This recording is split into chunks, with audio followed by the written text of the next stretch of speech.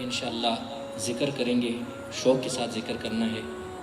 آپ لوگ کرو نہ کرو، ادھر اتنا کچھ بیٹھے ہوئے ہیں، سب ذکر کر رہے ہیں، آپ لوگ کچھ آوازیں محسوس بھی ہو رہی ہیں، تو یہ برکت کا ماحول ہوتا ہے جب انسان اس محفل میں ذکر کر کے اور وجدانہ طور پہ دعا مانگتا ہے نا، اللہ پاک اس کی دعائیں قبول فرماتا ہے۔ ذکر کے بارے میں یہی ایک سادہ مثال دوں کہ ایک انسان کی زمین ہے، بنجر ہے، اس کے اوپر تم لوگ اس بنجر زمین میں گندم یہ ڈال دو، جوار ڈال دو، مکئی وغیرہ یا کچھ بھی اس میں تخم ڈال دو، وہ لگے گا نہیں جب تک اس کو پانی نہ ملے، اس کی پراپر اس کا خیال نہ رکھا جائے اس زمین کا، تو کبھی بھی نہیں ہوتا۔ اسی طرح ہمارے اس دل کا بھی یہی حال ہے، یہ دل بنجر ہے، اس میں دنیا کی ہوس، دنیا کی لالچ ہے، دنیا ہی دنیا ہے۔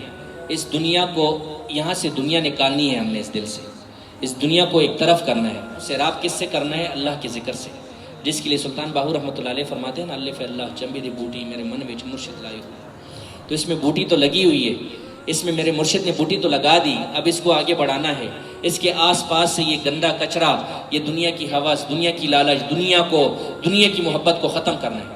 آج ایسی حدیث سناؤ کہ سب کے ایمان تازہ ہو جائیں کہ اللہ کے پیارے حبیب فرماتے ہیں، تب تک تمہارا ایمان کامل نہیں ہے جب تک تو اپنے مال اور جان، اپنی اولاد سے بڑھ کے مجھ سے محبت نہیں کرو گے، کہ ہر چیز اس دل سے نکال دیں، اس دل میں اللہ اور اللہ کی رسول کی محبت صرف بسے۔